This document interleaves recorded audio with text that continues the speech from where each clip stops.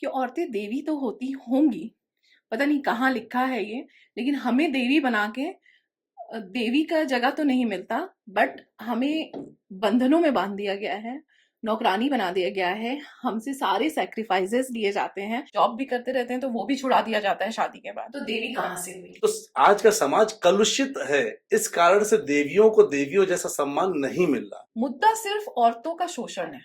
Root cause केवल एक ही है, जो ब्राह्मण है वो उसने अपना ब्राह्मणत्व तो खो दिया है।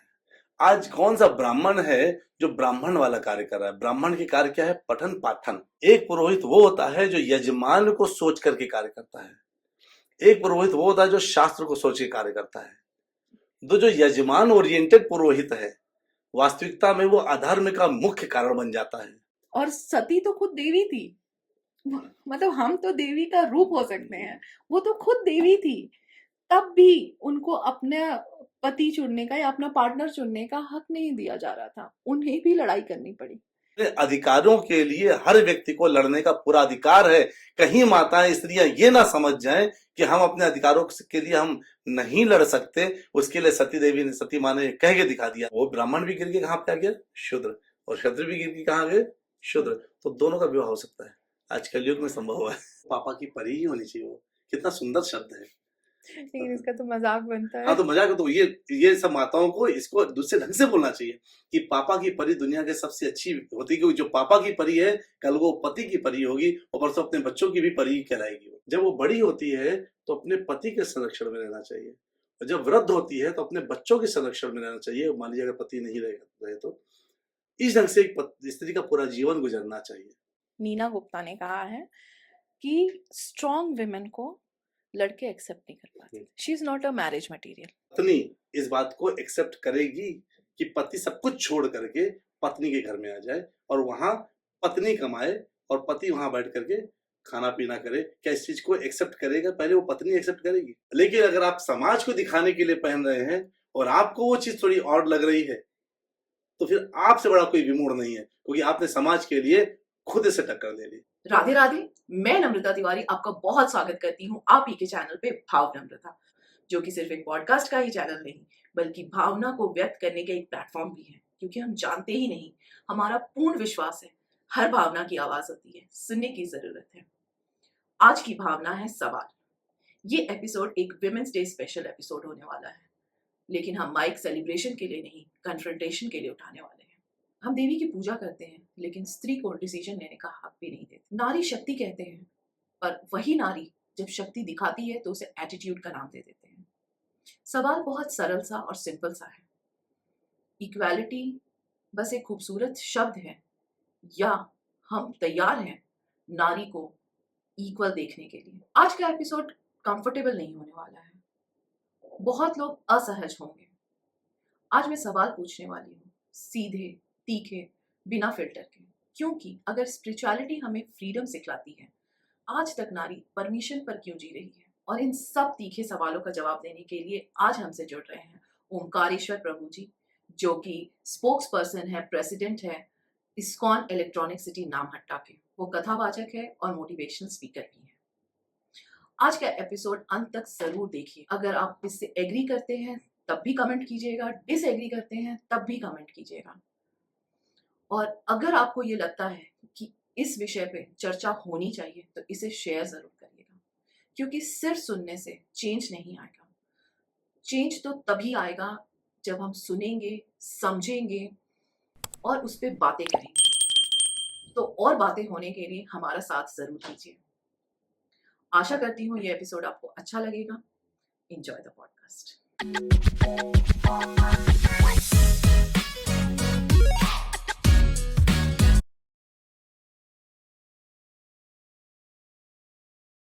हरे कृष्णा प्रभु जी। हरे कृष्णा माता जी।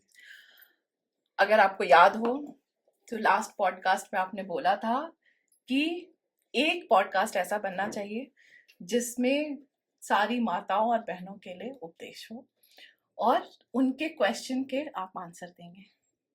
राइट, याद है। तो आज ये पॉडकास्ट, बहुत सारे मेरे पास प्रश्न हैं जो आज कल की औरतें चैलेंज फेस कर रही हैं, लड़कियां चैलेंज फेस कर रही हैं, उन पे ये सारा क्वेश्चंस है।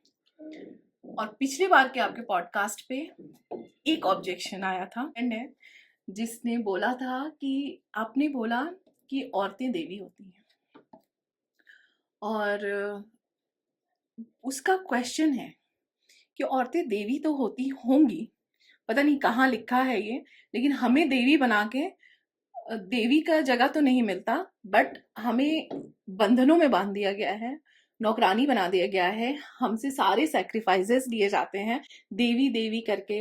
माँ का स्थान देवी का है, पत्नी का स्थान देवी का है, बेटी का स्थान लक्ष्मी का है, बहू का स्थान लक्ष्मी का है, लेकिन हमें लक्ष्मी तो कभी मिलती नहीं ना। हमें लक्ष्मी को लाने का तरीका, जो हम अगर जॉब भी करते रहते हैं तो वो भी छुड़ा दिया जाता है शादी के बाद। तो देवी कहाँ से हुई? एक्सीलेंट, बहुत अच्छा प्रश्न है। जिन्होंने प्रश्न पूछा उनको मेरी तरफ से धन्यवाद बोलिएगा। सबसे पहले तो ये कहाँ लिखा है, ये मनुस्मृति में लिखा है, लेकिन कहाँ लिखा है पता कैसे चलेगा? पढ़ना पड़ेगा। तो सारी माताएं जो प्रश्न पूछते हैं ना, कई लोग ये प्रश्न पूछते हैं, अच्छा ये बात कहाँ लिखी है, ये बात कहाँ लिखी है? ये बात कहाँ लिखी है? ये शास्त्रों में ही लिखी बात बताई जाती है, अपने मन से किसी ने कोई श्लोक बनाए नहीं होते हैं। तो मनुस्मृति का श्लोक है। और अब मैं चाहता हूँ, लास्ट टाइम शायद आप नहीं डाले थे, इस बार आप अवश्य डालिएगा, उस श्लोक को रेफरेंस के साथ डालिएगा जी। दूसरा बात यह है कि जब माताओं को देवी बोला जाता है तो उनको देवी जैसा उनके साथ बिहेव क्यों नहीं किया जाता? राइट। तो आप क्या समझते हैं देवी के साथ कैसा बिहेवियर होना चाहिए? जैसे मैं आप जैसे देखिए, प्रॉब्लम क्या है ना कि अब कहने का तात्पर्य ये है कि दुर्गा जी के पास 18 हाथ है, उनके पास एक्स्ट्रा पावर है। अगर वो देवी हैं तो उनके पास एक्स्ट्रा पावर है। हमारे पास एक्स्ट्रा पावर नहीं है, हमारे पास एक्स्ट्रा शक्ति नहीं है। हम इनफैक्ट पुरुषों से शक्ति हमारे में थोड़ा कम ही, हम थोड़े कमजोर ही रहते हैं शारीरिक बल में। तो फिर हमें देवी क्यों कहा जा रहा है और हमें एक्सप्लॉइट क्यों किया जा रहा है? द वर्ड इज एक्सप्लॉइटेशन, कि हमें देवी का दर्जा नहीं दिया जा रहा, हमें एक्सप्लॉइट किया जा रहा है। करेक्ट, ये बहुत मानना सही है। आज का जो समय चल रहा है, जिस प्रकार से माताओं को जिस दृष्टि से देखा जाता है, जिस प्रकार उनको सब्जेक्ट मान करके ऑब्जेक्ट माना जाता है, जिस प्रकार उनको निम्न निगाहों से देख करके पुरुषोत्तम है, पुरुष प्रधान है, ऐसे सेंटेंस उनके सामने बोले जाते हैं। ये सब वाक्य जब उनके सामने आते हैं तो अपने आप को निम्न समझने लगते हैं, और बचपन से ही बच्चियों को बताया जाने लगता है कि तुम्हें ससुराल जाना है, दूसरे घर जाना है, वहां जाके तुम्हें ऐसा बर्ताव करोगी तो कोई तुम्हें मानेगा नहीं, तुमको ये करना है, वो सीखना है। बच्चों और बच्चियों बहुत भेद रखते हैं इस मामले में। तो ये फैक्ट है कि जो आज का समाज है वो इस बात को भले को नहीं जानता। उसका कारण अज्ञानता है समाज के अंदर। आप देवियां हैं, जैसे मैं बोलूं शिवलिंग है, अब शिवलिंग को कौन कहेगा ये शिवलिंग नहीं है, कौन कहेगा ये भगवान नहीं है? लेकिन ना मानने वाले क्या करते, उसमें लात मार के चले जाते हैं। कई लोग आपने देखा ना, शिवलिंगों पर पैर रखे फोटो खिंचा रहे, कुछ ऐसे भी महानुभाव पाए गए हैं। तो आज का समाज कलुषित है, इस कारण से देवियों को देवियों जैसा सम्मान नहीं मिल रहा। जो एक्सप्लॉइटेशन हो रहा है ये बहुत गलत हो रहा है, बहुत घटिया है, जो नहीं होना चाहिए समाज के अंदर। ये उसका विशेष कारण क्या है कि जिसके घर में जन्म ली उन्होंने कभी ज्ञान प्राप्त नहीं किया शास्त्रों का, जिस घर में गई उनको पास शास्त्रों का कोई ज्ञान नहीं है, जहां उन्होंने अध्ययन किया वहां शास्त्रों का कोई ज्ञान नहीं है। तो बिना शास्त्रों के ज्ञान के इन बच्चियों का पालन हो रहा है, इसलिए जो देवियां हैं उनका शोषण हो जा रहा है। तो इसका मुख्य तो अगर कोई कहता है ना, जो ये कहता है कि यत्र नारीषु पूजन्ते रमन्ते तत्र देवता, और ये देवी, आप स्त्रियां देवी हैं, उस घर में परेशानी नहीं मिलेगी ऐसे जो अन्य घरों में। तो देखा जाए तो हम दो अलग अलग जगहों की बात कर रहे हैं। एक जगह जहां ज्ञान है वहां नारियां सम्मानित हैं, पूजनीय हैं, लेकिन जहां ज्ञान नहीं है वहां नारियों को पर अत्याचार हो रहा है, वहां पर नारियों का शोषण हो रहा है। लेकिन प्रभु जी, अगर मैं बोलूं तो आजकल आप अगर देखेंगे तो 95% हाउसेस आपको ऐसे मिलेंगे, वो चाहे ब्राह्मण का हो, चाहे वो हिंदू का हो, मुस्लिम, मतलब कुछ भी। मैं यहाँ पे आज रिलीजन मुद्दा है ही नहीं, ना कास्ट रिलीजन मुद्दा है, मुद्दा सिर्फ औरतों का शोषण है। ठीक है, वो आप चाहे आप एक ब्राह्मण के घर में, क्योंकि हम तो ये जानते हैं ना कि ब्राह्मण को विद्या होता है, उसने तो पढ़ा ही होगा क्योंकि वो ब्राह्मण है। तो ऐसा क्यों हो रहा है हर जगह पे, ये क्यों? हाँ, मैं आपको बिल्कुल रूट कॉज एनालिसिस करके बता दिया। जी। रूट कॉज केवल एक ही है, जो ब्राह्मण है वो उसने अपना ब्राह्मणत्व खो दिया है। आज कौन सा ब्राह्मण है जो ब्राह्मण वाला कार्य कर रहा है? ब्राह्मण के कार्य क्या है? पठन पाठन, ये ब्राह्मण के कार्य होते थे। उनसे प्राप्त दक्षिणा से वो अपना घर चलाता था। लोगों ने दक्षिणा देना बंद कर दिया, ब्राह्मण को नौकरी करनी पड़ गई। नौकरी शूद्र का कार्य होता है, वैश्य बिजनेसमैन का कार्य होता है, क्षत्रिय रक्षा करता है और ब्राह्मण ज्ञान देता है। अलग अलग जो वर्ण है, उन वर्णों ने अपना अपना कार्य नहीं किया। ब्राह्मण ब्राह्मणत्व तो भूल चुका है, शास्त्र किनारे कर दिए हैं, घर में भगवत गीता भी है तो धूल खा रही है। तो इस कारण से चूंकि उनको ये पता ही नहीं है कि किसके साथ कैसा व्यवहार करना चाहिए, वो जो स्त्रियां पूजनीय हैं, जो गौ माता की आरती होनी चाहिए, जिनको गौ को माँ बोला जाता है, जिनके दूध को अमृत बोला जाता है, क्योंकि माँ के बाद अगर किसी के दूध को नवजात शिशु को पिलाया जा सकता है तो गौ के, देसी गाय के दूध को, लेकिन उसको काटने के लिए अप्रूवल गवर्नमेंट दे देती है। इसका मतलब ये होता है कि वहां शास्त्र के ज्ञान की बड़ी न्यूनता है, और जहां शास्त्र न्यून होता है वहां इस प्रकार के जो कुकर्म है वो अधिकता में पाए जाते हैं। इसलिए देवियों का शोषण उसी घर में होता है जहां शास्त्र का ज्ञान नहीं होता है। तो आप कहना चाहते हैं कि जब मीराबाई थी तो उस समय भी शास्त्र का ज्ञान नहीं था, क्योंकि मीरा कृष्ण जी को पूजती थी, तब भी उनको उनको तो वही बहिष्कार का सामना करना पड़ा। उनको भी सोसाइटी ने नहीं अपनाया, तो उस समय भी हम यही इसी स्तर पे थे। हाँ, तो देखिए ना, जो क्षत्रिय थे उनके पास ज्ञान शास्त्र का नहीं था, इस कारण मीरा जैसी भक्त को नहीं पहचान पाए। लेकिन जिन्होंने पहचाना वो मीरा को सरेंडर कर गए, और आज आप मीराबाई का नाम ले रहे हैं, हम ही मीराबाई का नाम ले रहे हैं, क्योंकि किसी ने तो पहचाना उनको। एक समय पे तो पहचानी गई, क्योंकि वो मीरा थी, उनको ज्ञान था, पहचानने वाले लोग भी थे, वो सही जगह पे नहीं थी। जब वो सही जगह पे वृंदावन में पहुंची, तो वृंदावन जैसे पहुंची, वृंदावन में तुरंत उनकी भक्ति की तुरंत गाथाएं होने लगी। उनको तुरंत वृंदावन छोड़ना पड़ गया, इसलिए क्योंकि उनसे मिलने वाले बहुत से लोग आने लगे। तो द्वारका नगरी पहुंच गई, फिर वहां पर लोग आने लगे, तो उन्होंने फिर सीधे सीधे भगवान उनको अपने, उनका कोई शरीर नहीं मिलता, उनके साथ शरीर वो प्रवेश कर गई। तो जैसे कि हमने जैसे मीराबाई सीरियल या मूवीज में देखा है, तो वहां के जो पुरोहित थे, जो उस फैमिली को चलाते थे, जिनका, जैसे हम बोलते हैं कि जिनका बात माना जाता है, तो वो उन पुरोहित का ही बात उस फैमिली में हर कोई मानता था। उन्होंने कहा था इसका बहिष्कार करने, तो उन्हें तो शास्त्र पता होगा ना। बिल्कुल, आपने बिल्कुल बहुत अच्छी बात बताई है। पुरोहित की परिभाषा जो शास्त्रों में दी गई है वो दो प्रकार से दी गई है। एक पुरोहित वो होता है जो यजमान को सोच करके कार्य करता है, एक पुरोहित वो होता है जो शास्त्र को सोच के कार्य करता है। तो जो यजमान ओरिएंटेड पुरोहित है, वास्तविकता में वो अधर्म का मुख्य कारण बन जाता है। जैसे कंस का जो पुरोहित था, वो कंस को ही अधर्म कार्यों में लगाता था, वो धर्म कार्यों में नहीं लगाता था। वैसे ही मीरा, जो उस परिवार का जो पुरोहित था, उस पुरोहित ने मीराबाई का बहिष्कार करने के लिए बोला था। और उसी वजह से जब जो है मीराबाई, जब पहले उन्होंने बहिष्कार करने के लिए बोला, फिर उन्हीं के पुत्र का, जो पुरोहित के पुत्र है, वो उसकी डेथ हो गई थी। उसके बाद जो है मीराबाई के ही कारण इस पुरोहित के पुत्र की भी जीवित जीवन दान मिला था उनको। तो ये इसके आगे की कथा है। लेकिन तो हमें नहीं। हाँ, लेकिन जो पुरोहित है, पुरोहित को अगर, जब आपने पुरोहित बोला, तो पुरोहित को ज्ञान होता है, लेकिन वो जब शास्त्र ओरिएंटेड ना होकर के कस्टमर ओरिएंटेड हो जाता है ना, तो शास्त्र को किनारे कर देता है। पैसा मिल रहा है ना वहां से, उसकी आंखों में लक्ष्मी दिख रही है, यहाँ से पैसा मिलेगा, इस कारण से उसने शास्त्र को किनारे कर देता है। जहां जहां शास्त्र किनारे होंगे वहां वहां ऐसा होगा। तो मेरी हर परिवार, हर माताओं, हर बहनों से ये हाथ जोड़ करके बड़ी विनती है, झुक करके, कि कृपया करके आप लोग अपने परिवार में शास्त्र ले आइए, बच्चों को शास्त्र का ज्ञान दीजिए, ताकि जब वो बड़े हों, तो अगर आज आपका शोषण हुआ किसी कारण से, तो आपके बच्चे किसी और स्त्री का, किसी और बच्ची का शोषण ना कर पाए, क्योंकि उनको ज्ञान मिल जाएगा। शास्त्र किसी शास्त्री से सीखना चाहिए, जिससे जो शास्त्र जो जानता हो। शास्त्र ने बहुत अच्छे से माताओं को देवी कहा है, तो कहा है, और ये सबसे पहला ग्रंथ है मनुस्मृति। मनु सबसे पहले पुरुष है, जिनके बाद इस तरह से ब्रह्मांड का कार्य शुरू हुआ। ब्रह्मा जी के बाद मनु आया और मनु से आगे ये चला पूरा सिस्टम।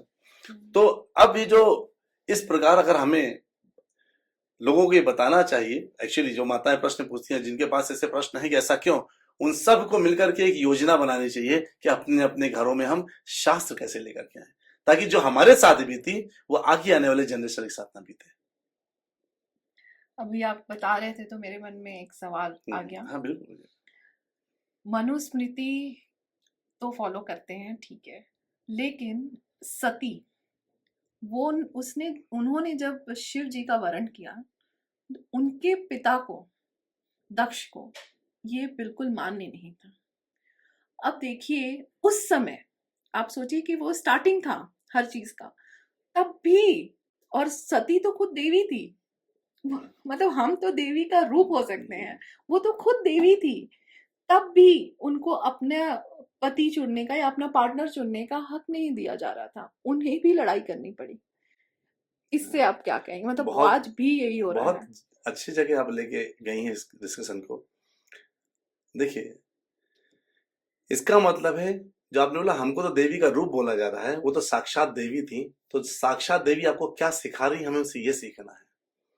हमें अपने अधिकारों को समझना चाहिए, उन अधिकारों के लिए अपने परिवार से लड़ भी सकते हैं, वो ये बता रही है। लेकिन लड़ किसके लिए रहे हैं? कोई ऐसा तो नहीं है कि किसी दारूबाज ने और ऐसे व्यक्ति ने जिसका कैरेक्टर ही खराब है, जिसका यही काम है, और आप तो भोले भाले हैं, आपको पकड़ लिया गया है, बुद्धि को आपको घुमा दिया गया है और आपको भागने के लिए मजबूर कर रहे हैं, बाद में आपको काट के बैग में फेंक करके, बैग में भर करके किसी नदी में फेंक देंगे। ऐसा कैरेक्टर से आपको बुलाया जा रहा है विवाह के लिए कि एक भोलेनाथ जिससे उनका जन्म का संबंध था, तो किसके साथ आपको किसके लिए लड़ रही हैं? तो अपने अधिकारों के लिए हर व्यक्ति को लड़ने का पूरा अधिकार है। कहीं माताएं स्त्रियां ये ना समझ जाएं कि हम अपने अधिकारों के लिए हम नहीं लड़ सकते। उसके लिए सती माँ ने कह के दिखा दिया, पार्वती माँ ने भी कह के दिखा दिया, तपस्या करी और अपने अधिकारों के लिए तपस्या करी। तो माताओं को पूरा अधिकार बताने के लिए उन्होंने ये रोल प्ले किया। तो आपके पास जो अधिकार हैं वो अधिकार आपके लिए ही बताए गए हैं, और आपको अपने अधिकारों के लिए शांत नहीं रहना चाहिए, बोलना चाहिए अगर आपके कोई अधिकार। लेकिन अब वो अधिकार जेन्युइन है कि नहीं, तो कई बार हम अधिकारों के लिए लड़ते लड़ते कुछ ऐसे अधिकार के लिए भी फाइट करने लगते हैं जो एक्चुअली अधिकार आवश्यक नहीं है। जब आप प्रश्न पूछेंगे उसका उत्तर मैं उस समय दूंगा। अब ये मेरा फीलिंग है, प्योरली मेरा फीलिंग, कि जब आप अपने अधिकार के लिए लड़ते हैं ना, तो वो लड़की बदतमीज हो जाती है।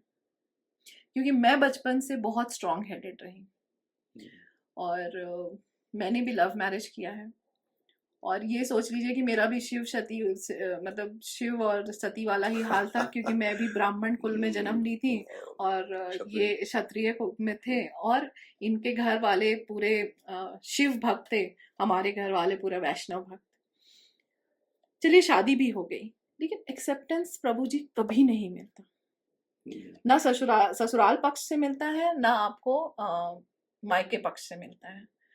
अब इसमें अपने पिछली बार ये बोला था कि डिंग कल्चर पे कि बच्चे करने चाहिए, 3 बच्चे करने चाहिए, 2 तो अपने लिए और 1 सोसाइटी के लिए, ठीक है।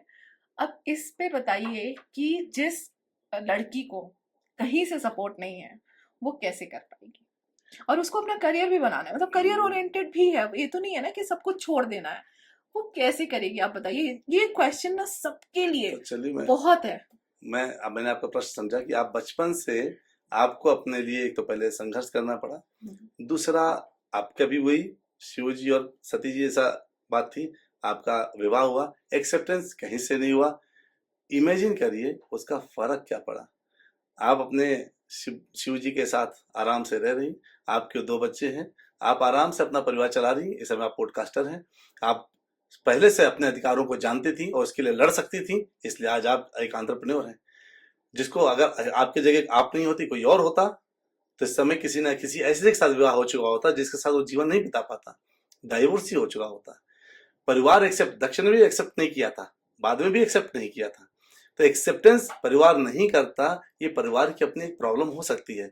जबकि मैं तो ये कहता हूँ, अगर बेटा और बेटी अगर इतने सक्षम हैं और अगर वो एक दूसरे को प्रेम करते हैं और अगर परिवार में बात रखते हैं तो बहुत अच्छे से उनको स्वीकार करना चाहिए। ये परिवार की बहुत बड़ी गलती है।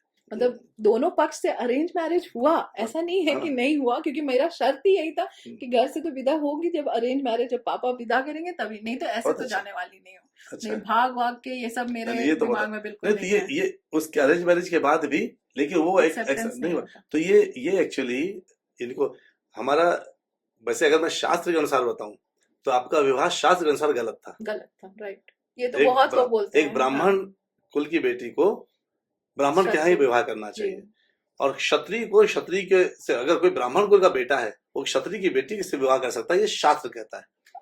अब मेरा एक यहाँ तर्क है, क्यों बताती हूँ। आप ये बोलेंगे कि ब्राह्मण का स्तर गिरता जा रहा है, ठीक है, शादी का स्तर गिरता ही जा रहा था। कभी भी एक औरत को वो सम्मान नहीं मिला। अपनी दीदी को, ठीक है, उसकी डेड बॉडी देखी थी, बीइंग इन क्लास 12, जला हुआ बॉडी।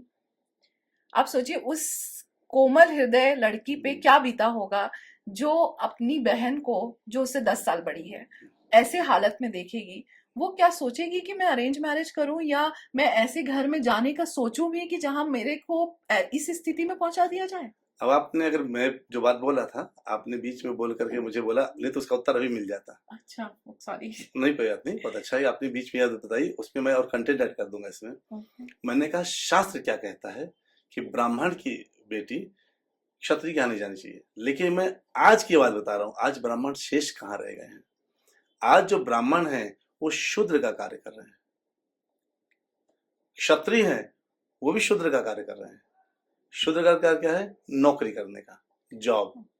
तो सब जॉब में लगे हुए हैं, यानी किसी और के लिए कार्य करना शूद्र का कार्य है। शूद्र बहुत अच्छा पद है, क्योंकि हम सबको, अगर सब लोग कोई प्रसन्न है, सुख है, तो शूद्रों की वजह से है, क्योंकि शूद्रों ने सबको व्यवस्था दे रखी है। ग्राउंड वर्क वही करते हैं जिससे सब लोग ब्राह्मण क्षत्रिय वैश्य इत्यादि ऊपर कार्य करते हैं। तो लेकिन वो ब्राह्मण भी गिर के कहाँ पे आ गया? शूद्र। और क्षत्रिय भी गिर के कहाँ गए? शूद्र। तो दोनों का विवाह हो सकता है, आज कलयुग में संभव हुआ है। तो लेकिन जो ब्राह्मण एक्चुअली मानता है, ब्राह्मणत्व को ऊपर कार्य करता है, पठन पठन करता है, जिसके यहाँ शास्त्रों से संबंधित शास्त्र अनुसार कार्य होते हैं, वो ब्राह्मण की बेटियां ऐसे क्षत्रिय के यहाँ जो बाहर क्षत्रिय वाला कार्य कर रहे हैं उनके यहाँ नहीं ब्याही जाने वाली। पूछे क्यों? क्योंकि क्षत्रियों के यहाँ एक एंगर होता है, क्रोध का माहौल रहता है, किसे? उनको युद्ध करना है, उनका हृदय तपतपाना है, उनको मांसाहार करना है, उनको जो है क्षत्रियों को युद्ध करने के लिए अनियन प्याज गर्म आहार खाना चाहिए, मांस खाते हैं, ताकि ये जाके जब युद्ध करें तो युद्ध कर सके। और ब्राह्मण सात्विक होता है, भक्त होता है। जब वो ऐसे वो बिटिया क्षत्रिय के यहाँ जाती है ना, वास्तविकता में जो क्षत्रिय ब्राह्मण होते थे, तो वहां का माहौल को एडजस्ट नहीं कर पाती। इस कारण यानी सात्विकता एक परम परम पद होता है, सात्विकता से नीचे उतरना मुश्किल होता है। इसलिए लेकिन क्षत्रिय की बिटिया सात्विकता में जा सकती है, ब्राह्मण की जा सकती है। तो इसलिए ऐसा वर्ण भेद रखा गया था। पर आज की तारीख में ब्राह्मण भी मांस खा रहे हैं, सात्विकता नहीं है, नौकरी कर रहे हैं, शूद्र का कार्य कर रहे हैं। इस कारण से वो विवाह कहीं भी किसी के साथ हो सकता है, बस दिल मिलना चाहिए, बाकी ये वर्ण मिले ना मिले कोई फर्क नहीं। और आपका बिल्कुल सही ढंग से हुआ है। और आपने जो देखा ना, वो बहुत ही नीच और घृणित कार्य आपने देखा था। ऐसे परिवार में जाने से अच्छा है कि प्रेम पूर्वक विवाह करके सुखी रहना। मैं तो ये बोलूंगा, मतलब वो एक दिमाग में इम्पैक्ट रह जाता है। और ये मेरी तरफ से मैं नहीं बोल रही हूँ, मैंने जितने भी लोगों से सुना है, तो वो वही रहता है कि बचपन से घर में ऐसा कुछ देखा है कि लगता है कि नहीं, शायद ऐसे माहौल में मैं और एडजस्ट नहीं कर पाऊंगी। Right, correct. ये प्रॉब्लम, मतलब ये हर लेडी का या लड़की का रहता है कि उससे अच्छा। और मैं एक बात बताती हूँ, जैसे कि एक लड़की को आप ये देखेंगे कि दूसरे रिलीजन का लड़का या कोई भी अप्रोच करता है तो वो बड़ा सौम्य होके करते हैं। वो तो अपना उग्रता नहीं दिखाएगा ना, वो हो जो भी एक्चुअल में, लेकिन वो दिखाएगा तो नहीं। अब वो इसलिए उस ट्रैप में फंस जाती है क्योंकि वो घर पे उसको वो देखने मिला है हमेशा, उसको ये लगता है कि मुझे कोई पसंद नहीं करता, और वहां से उसको मिलता है कि मुझे बहुत एक्सेप्टेंस मिल रहा है। ये प्रॉब्लम हो जा रही है। ये इस बैलेंस को बैलेंस कैसे करेंगे? ये बहुत अच्छा प्रश्न पूछा और सबके भले के लिए प्रश्न पूछा आपने। इसमें माता-पिता से मैं हाथ जोड़कर विनती करता हूँ कि कृपया अपने बच्चों को समझें। आप जिस वर्ग में थे, जिस समय थे, उस समय फ़ोन नहीं थे। उस समय इतनी भयंकर कलुषता नहीं था, इतना आवागमन नहीं था, इतना ओपननेस नहीं था। आज का समय अलग है। आज के समय में मोबाइल है, कनेक्शंस हैं, लोग कहीं न कहीं किसी न किसी प्रकार से मिल ले रहे हैं। आज अपने बच्चों को समय दीजिए। बच्चों के साथ साथ और खासकर बेटियां अगर आपके पास में है तो उनको अति में प्रेम दीजिए। उनके साथ कोई उल्टी बातें नहीं, उनसे प्रेम पूर्वक व्यवहार। पिता को चाहिए कि अपनी पुत्री के साथ एक मित्र बन करके बात करें और उसके बारे में सब कुछ जाने और उसका सहयोगी बनकर उसका साथ दे। माँ को चाहिए कि इतना अच्छा घनिष्ठ संबंध रखे अपनी बच्ची के साथ कि बच्ची अपनी माँ को सब कुछ बता सके और परिवार एक ऐसा ट्यून परिवार हो कि अरे बेटी का मान लो किसी ने आई लव यू भेज दिया बेटी को, तो अचानक माँ के अंदर गुस्सा, बाप के अंदर गुस्सा, तुम कैरेक्टरलेस हो, तुम चरित्रहीन हो। ये आजकल बहुत देखने को मिलता है। तुरंत अपनी बेटी पर आरोप प्रत्यारोप शुरू हो जाता है। ये उचित नहीं है। अगर कभी आज का समय है, आज का युग है, कुछ भी घटना घटती है, कोई भी ऐसी बात आती है, आई लव यू होता है, किसी को फ्रेंड है, कोई बॉयफ्रेंड पता चलता है, बड़े प्रेम पूर्वक उससे पूछिए बेटा कैसा है, चलिए हम लोग पता करेंगे। उसके बारे में सारा जानकारी लेके अपनी बच्ची को उसका पूरा बायोडाटा दे देना कि ये तो एक्चुअल में ऐसा है, ताकि अगर बेटी भ्रमित है तो समझ जाएगी। बच्चियां समझदार होती हैं पर दिख भ्रमित रहती हैं क्योंकि घर वाले डांट रहे होते हैं, उधर से प्यार मिल रहा होता है। तो इस चीज को ये जो बैलेंस नहीं बना ना, एक जगह से खूब प्यार, एक जगह से खूब डांट, तो ये ब्रिज हो जाता है इसका भोलापन। ये भोलेपन से उसके साथ चली जाती है। इस कारण से 100 में से 1 हो सकता है कोई सक्सेसफुल रिजल्ट निकले, 99 तो फेलियर ही होते हैं। तो माता पिता ये स्टेटमेंट को बिल्कुल अच्छे से रिकॉर्ड करके सबको भेजिए कि माता पिता दोनों को अपनी बच्ची के साथ मुख्यतः बेटी के साथ मित्रवत व्यवहार करना चाहिए। जब बेटी 10 साल से बड़ी हो जाए, 10 साल तक जितना सिखाना है, मार पीट के समझा के सिखाना है, उसके बाद मित्र बन जाना चाहिए। उसके हर एक सुख दुख में उसके साथ, उसकी हर एक चीज में उसके साथ, जैसे एक छोटा बच्चा मित्र अपनी बेटी के अपने फ्रेंड के साथ बात करता है ना, वैसे पिता को अपनी बेटी के साथ वैसे व्यवहार और वैसे बात करनी चाहिए। तब जा करके वो अपनी पिता के साथ इतना खुल जाएगी। सोचिए, पिता जिसने जन्म दिया, बचपन से गोदी में खिलाया, वही पिता, मैं तो इस बात को मैं बहुत खुलेआम बोलना चाहता हूँ, सबके सामने दहाड़ कर बोलना चाहता हूँ कि जिस घर में बच्ची जन्म लेती है, पहले क्या होती है, वो बेटी होती है, बिटिया होती है ना, पुत्री कहते हैं। एक्चुअली में संस्कृत उसको बिटिया को पुत्री बोला जाता है, लेकिन माँ बाप कहते हैं मेरे घर में लड़की हुई है। लड़की और पुत्री में अंतर होता है। पुत्री जो आपको तार सकती है, लड़की जो आपको बर्बाद कर सकती है। लड़की नहीं जन्म ली है, पुत्री जन्म ली है आपके यहाँ।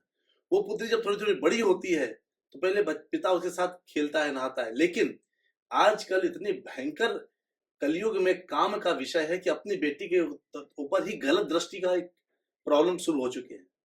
इस कारण से बेटियां बाप से अलग हो जाती हैं, माँ के करीब हो जाती हैं। माँ बहुत एंग्री मोड में रहती है, हमेशा ये नहीं करना, सख्त रहती, सोचती मैं जितना टाइट रहूंगी बिटिया मेरी उतनी सुधरी रहेगी, उनको जो करना है वो करेंगे, आप कुछ नहीं कर सकते।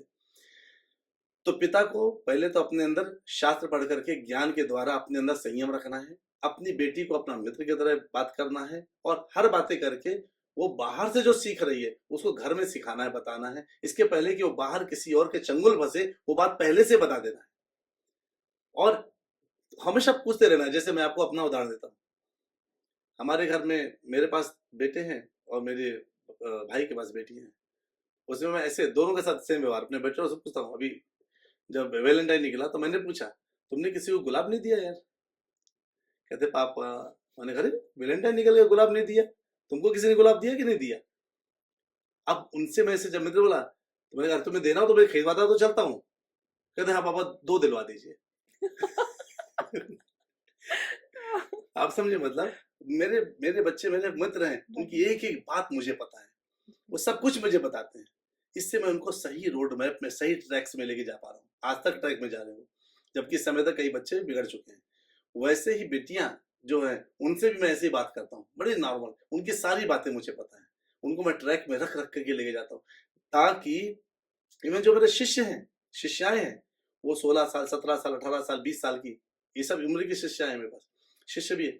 उन सबको भी मैं बड़े ही प्रेम पूर्वक उनके साथ ऐसा बातें, जैसे गुरु होने के बाद भी एक मित्र की तरह समझना, समझाना, और उनको समझना कि इनके अंदर क्या चल रहा है। जब ये हम समझ जाते हैं, उनको सही ट्रैक में लेके आ जाते हैं, उनको रक्षा हो जाती है उनकी। उनका कोई बॉयफ्रेंड नहीं, कहीं उनको आवश्यकता नहीं। क्यों? क्योंकि उनको पता है कि सबसे मेरा मेन कर्म मेरे लिए क्या है। मेरे लिए ये उचित आज नहीं है, विवाह के बाद एक ही पति मेरे पास रहेगा, बस उसी की मुझे सेवा करनी है। ये सब चीजें वो सीख जाते हैं।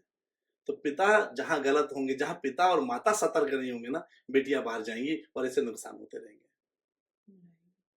ये बात तो आपने सही कहा। इसमें एक पॉइंट और है, अगर पिता अपनी बेटी के लिए बहुत ज्यादा प्रोटेक्टिव है ना, तो एक नया टर्म है पापा की परी।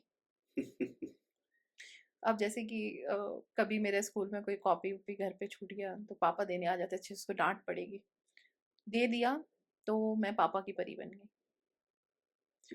वो भी लड़कियों को सुनना अच्छा नहीं लगता। अब इसमें क्या मतलब, आपने बहुत सारे रील देखे होंगे कि अगर लड़की गाड़ी चला रही है तो पापा की परी, स्कूटी चला रही है तो पापा की परी। इसके लिए आप मतलब ये समाज को मैं सोचता हूँ इसमें लड़कियों को तो शान की बात होनी चाहिए। मुझे लगता है, मैं हमेशा मेरा थॉट रहता है कि लड़कियों में, हाँ मैं अपने पापा की परी हूँ, जब मैं पति की होंगी तो मैं अपने पति की परी होंगी। जो बेटियां अपने पापा की परी है, वो जिसके पास भी जाएगी उसके लिए परी ही रहेगी। जो अपने पापा के लिए बिल्कुल वाहियात निकल गई, वो किसी और के लिए क्या ही निकलेगी। जब अब जिस घर में जन्म लिया, उस पापा को जिसने ठुकरा दिया, तो जिससे प्रेम करेगी उसको ठुकरा देगी। जिसने जन्म जीवन भर उसको उंगली पकड़ के चलना सिखाया, अपने कंधे में बिठाया, जिसको उसने हंसना बोलना खेलना सिखाया, अगर वो पिता सही में ऐसा किया, उसने बेटिया को छोड़ दिया वो बात दूसरी है, लेकिन अगर उसने पिता ने अपने बच्चे के साथ ऐसा व्यवहार किया, तो पापा की परी ही होनी चाहिए वो। कितना सुंदर शब्द है। लेकिन इसका तो मजाक बनता हाँ, है। तो मजाक, तो ये सब माताओं को इसको दूसरे ढंग से बोलना चाहिए कि पापा की परी दुनिया के सबसे अच्छी होती है, क्योंकि जो पापा की परी है, कल वो पति की परी होगी और परसों अपने बच्चों की भी परी कहलाएगी वो। तो जो है, और परी होना अच्छा है कि चुड़ैल होना अच्छा है, कि पापा की चुड़ैल। ये भी है। है ना? तो परी होना ज्यादा अच्छा है ना। एंजल ऑफ फादर कितना सही है ना, तो एंजल होना सही है। पता चला जो है पापा की, और पापा की अगर परी है, तो इसका सीधे तात्पर्य है कि पापा अपनी बिटिया को प्रेम करते हैं और बेटिया अपने पिता के प्रेम का सम्मान करती है। पर कोई दूसरा, और लेकिन अच्छी बात समाज में फैलाई, अच्छी नहीं ढंग से नहीं फैलाई जा रही, गंदे ढंग से फैलाई जा रही है कि तुम्हारे पापा तो बहुत प्रोटेक्टिव हैं, तुम्हें ज्यादा पापा पापा नहीं करना चाहिए, तुम सक्षम हो चुकी हो। क्यों? क्योंकि जो व्यक्ति समझा रहा है वो तुम्हारा भोग करना चाह रहा है, तुम्हारे पिता से तुमको दूर ले जाना चाह रहा है, और तुम्हारा भोग करके तुमको जैसे ना मक्खी चूस होते हैं, मक्खी को चूस के फेंक देते हैं, वैसे तुमको जो है यूज करके, भोग करके तुम्हारा फेंक देंगे, और तुम्हें पता भी नहीं चलेगा कहाँ जाए। आंखों और अश्रुओं के सिवा कोई नहीं रह जाता। मैं आपको एक उदाहरण बताता हूँ। एक बच्ची थी, बच्ची क्या नौकरी जॉब कर रही थी, 29 ईयर्स की थी। तो एक कोई अमेरिका से कोई इसको मैसेज किया करता था, इंडियन लड़का अमेरिका से मैसेज किया करता था। तो उसने मुझे बताया कि, और मुझे पर गुरुजी मानते थे, तो मुझसे प्रश्न पूछी। तो मैंने कहा देखो बेटा, जो वो उसके जो वार्तालाप की जो शैली है, जो बातचीत की शैली है, वो ऐसी है कि मुझे लग रहा है वो तुम्हारा भोग करना चाह रहा है, ना कि तुमको तुम्हारे साथ वो आगे बढ़ेगा। लेकिन उसको मेरी बात वो समझ में नहीं आई, क्योंकि उस समय जब प्रेम प्रगाढ़ होता है ना, शब्द में प्रेम प्रगाढ़ होता है, तो शब्द में प्रेम बहुत अच्छा दिखाई देता है, जैसे नकली सोना बहुत चमकता हुआ दिखता है। तो वहां से कुछ ऐसा बताया, ऐसा हुआ कि वो मिलने के लिए बुला लिया बेंगलोर में। वो आया बेंगलोर, मेरा बुला लिया उन्होंने, कोई होटल वगैरह बुक किया।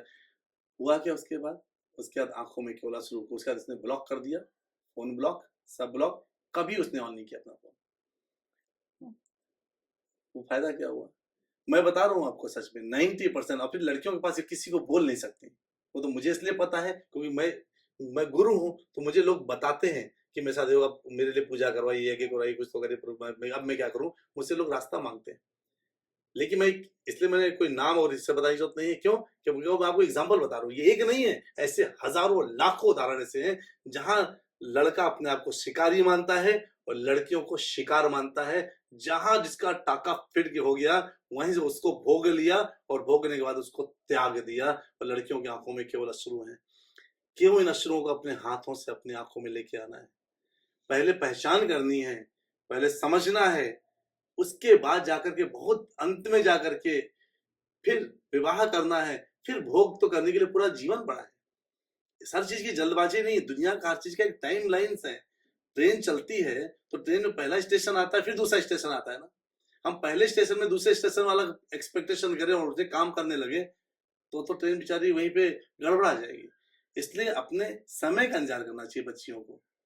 एज बढ़ रही है के साथ साथ दिमाग बुद्धि बढ़ाइए, और जिसके साथ आप थोड़ा भी बातचीत शुरू हो चुकी है उसके समझने का प्रयास करिए। और मैं सच कहता हूँ, कभी अगर डाउट आता ना तो ये बोलिए, अगर विवाह करने का मन कर रहा है तो बोलिए अपने माता पिता से मेरी बात करा दो।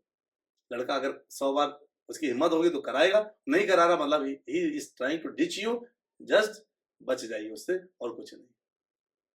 अभी आपने विवाह कहा, शादी का लेके एक मत है, जैसे अभी हाल ही फिलहाल में नीना गुप्ता ने कहा है कि स्ट्रॉन्ग विमेन को लड़के एक्सेप्ट नहीं कर पाते, she is not a marriage material.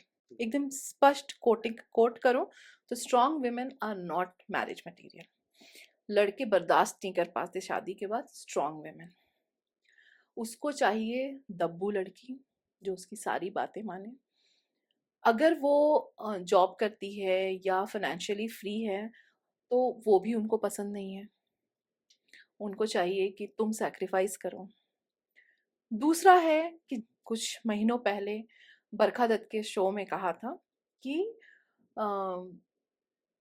Marriage is overrated और आजकल के यंगस्टर को मैरिज नहीं करनी चाहिए। तो मेरा ये है कि ये दोनों स्टेटमेंट तो अपनी जगह पे है।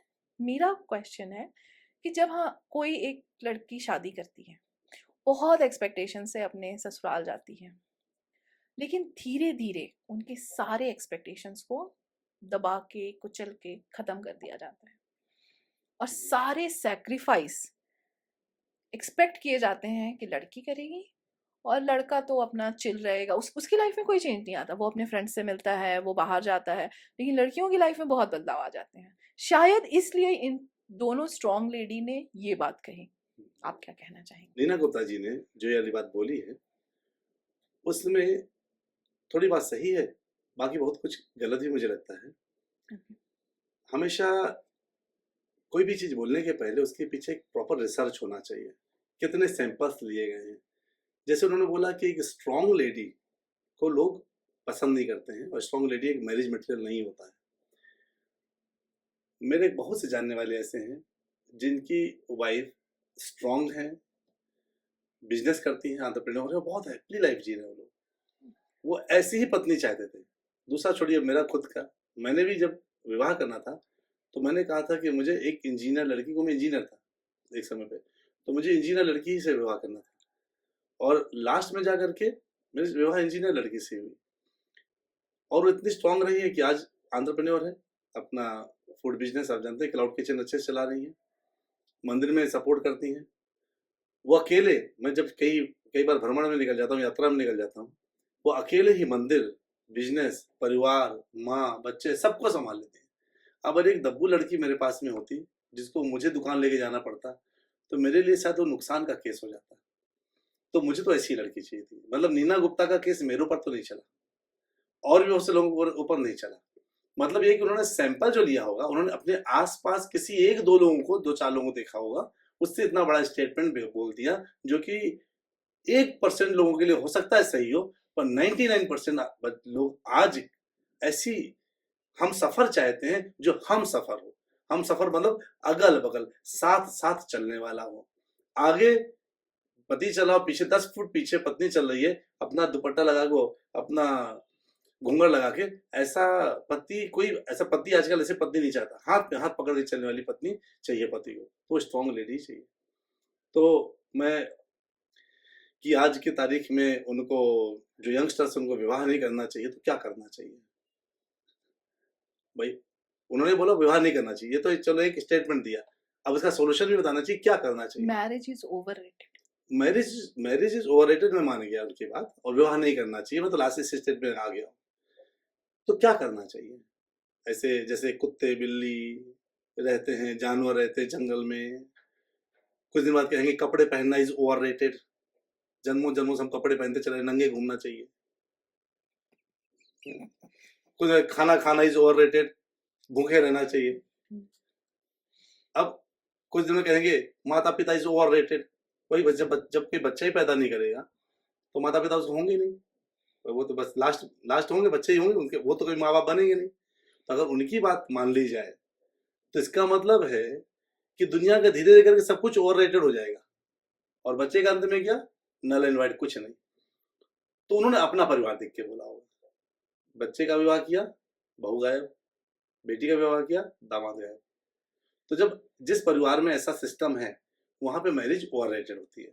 हमारे घरों में तो आज भी बोला जाता है विवाह होना चाहिए, और विवाह जहां हो रहे वो सक्सेसफुल विवाह चल रहे हैं, बड़े आनंद से लोग रहते हैं, बड़े उनके बच्चे होते हैं, वो खेलते हैं, हंसते खिलखिलाते हैं। लड़ाई झगड़ा तो स्वाभाविक है, जहां पति पत्नी होंगे वहां थोड़ा वो झगड़ा करेंगे, वो और झगड़े होते भी रहना चाहिए। अमेरिका में क्या होता है, ज्यादा प्यार होता है तो जल्दी डाइवोर्स हो जाता है। हमारे यहाँ सुबह प्यार होता है रात को झगड़ा हो जाता है, फिर सुबह प्यार होता है फिर से रात को झगड़ा हो जाता है, तो प्यार मेंटेन रहता है इंडिया में।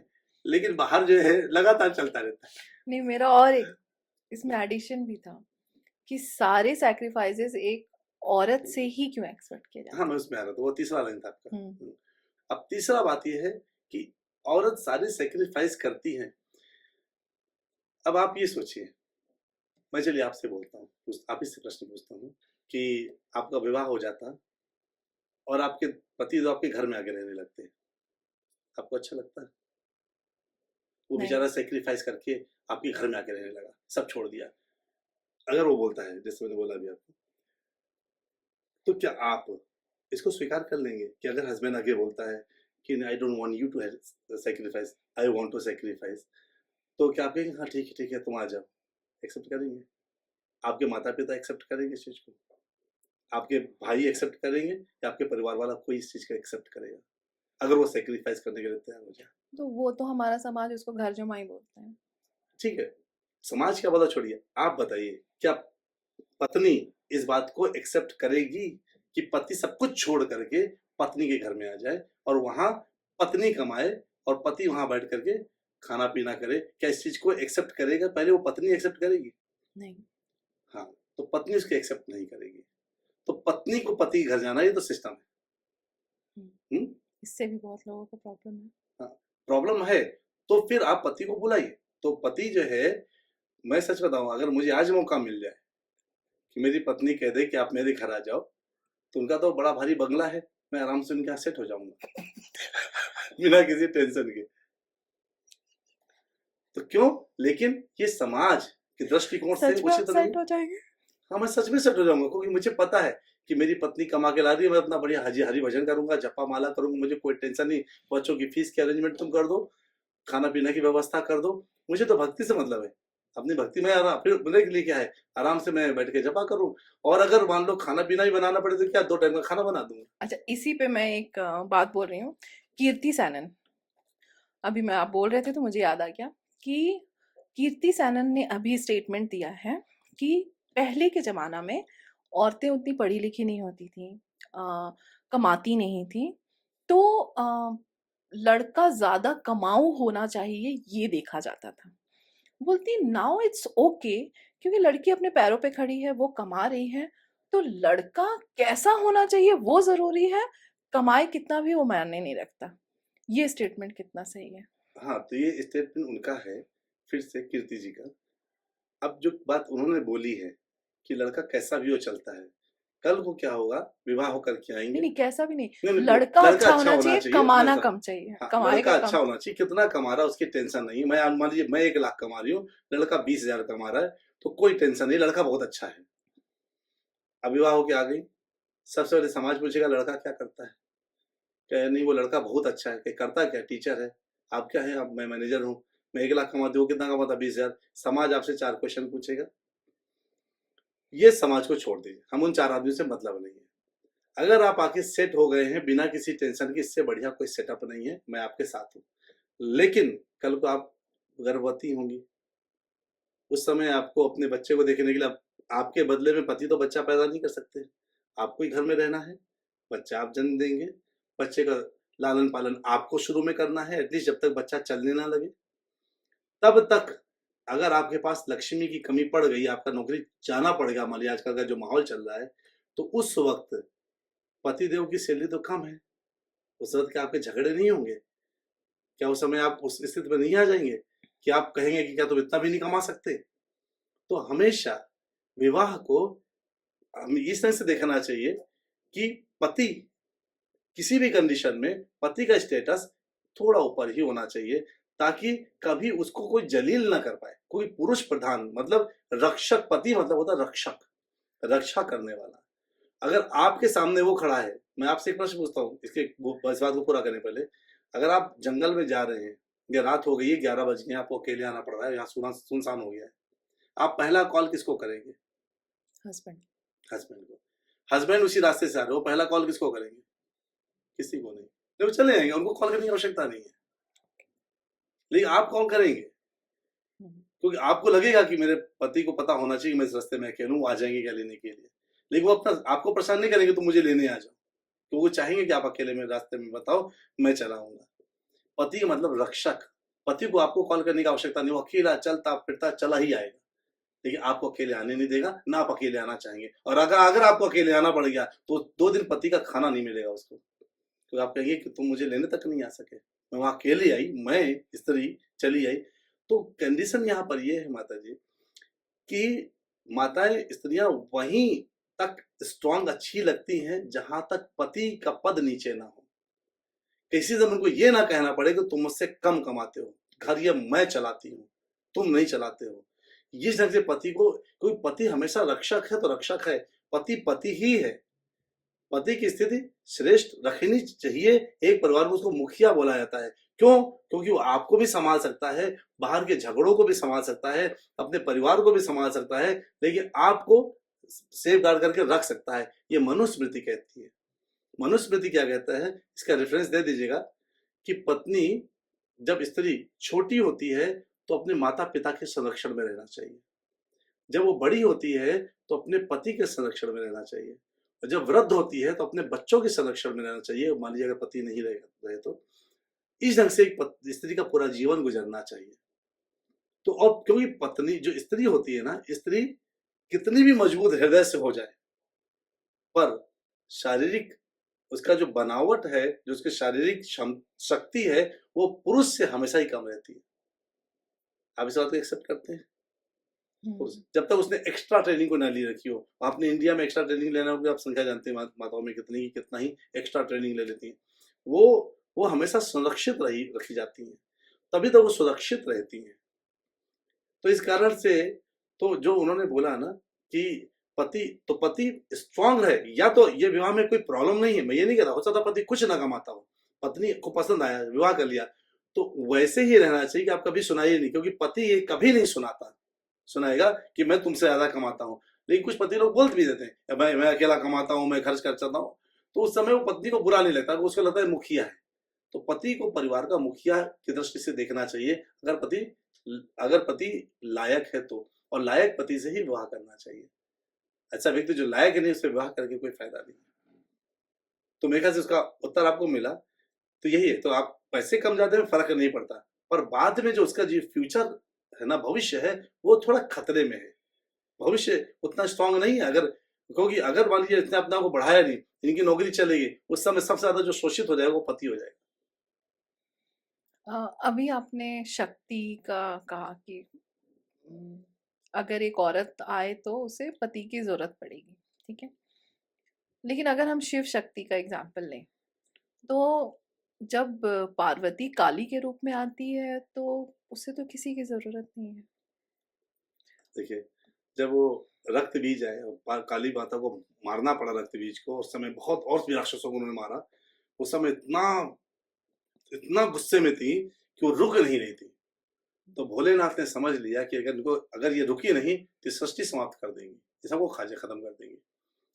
तो भोलेनाथ उनके चरणों में आ गए, लेट गए, और जैसे उनका काली माता का पैर भोलेनाथ के ऊपर पड़ा, वैसे ही उनको होश आया, मेरे पति के ऊपर मेरा पैर पड़ गया। उनका सारा गुस्सा शांत हो गया, उन्होंने अपने पति को प्रणाम किया। यानी काली माता जो सब कुछ विध्वंस कर सकती थी, उन्होंने भी अपने पति का सम्मान करा। इवन शक्ति है, पर शक्ति का शक्तिमान पति होता है। शक्ति, पैसा जैसे आपके पास है, उस पैसे को अगर वो रास्ते में पड़ा हुआ है तो उसका कोई मालिक नहीं है, तो उस पैसे की कोई वैल्यू नहीं है। अगर किसी ने उसको अपने पास रख लिया तो वो व्यक्ति धनवान हो जाता है। वही पैसा किसी को धनवान बना देता है। उस पैसे का उपयोग वो कहीं भी कर सकता है। तो शक्ति, स्त्रियां शक्ति होती हैं, उन्हें किसी शक्तिमान के पास जाके स्थिर हो जाना चाहिए। इसलिए विवाह जरूरी है। पार्वती जी ने शिव जी से विवाह किया, शक्ति को शक्तिमान से जोड़ना चाहिए। सीता मैया ने राम भगवान से विवाह किया, 16,108 रानियों ने कृष्ण भगवान से विवाह किया। ऐसे सारे भगवान ने, लक्ष्मी जी ने नारायण जी से विवाह किया। सब जगह विवाह हुए। क्यों? शक्ति बिना शक्तिमान के अकेली रहती है, अधूरी रहती है। तो जो कहता है कि विवाह नहीं करना चाहिए, वो शक्ति अपने आप को उसी सड़क में पड़े हुए नोट के बराबर समझ लीजिए कि लक्ष्मी सड़क में पड़े हुए नोट के बराबर है, जिसको किसी ने धारण नहीं किया।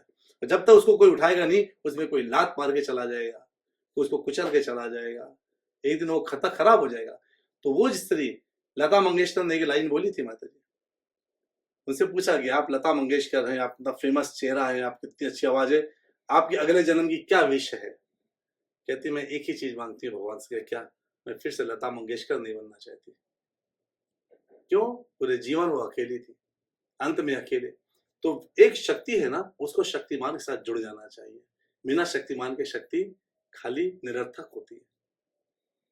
तो आप कहना चाहते हैं कि अगर पुरुष शादी ना करे तो चलता है, लेकिन स्त्री शादी ना करे तो वो नहीं चलता। इसीलिए हमारे शास्त्र कहते हैं पुरुष ब्रह्मचारी हो सकते हैं, क्योंकि उनको वो रक्षक हैं।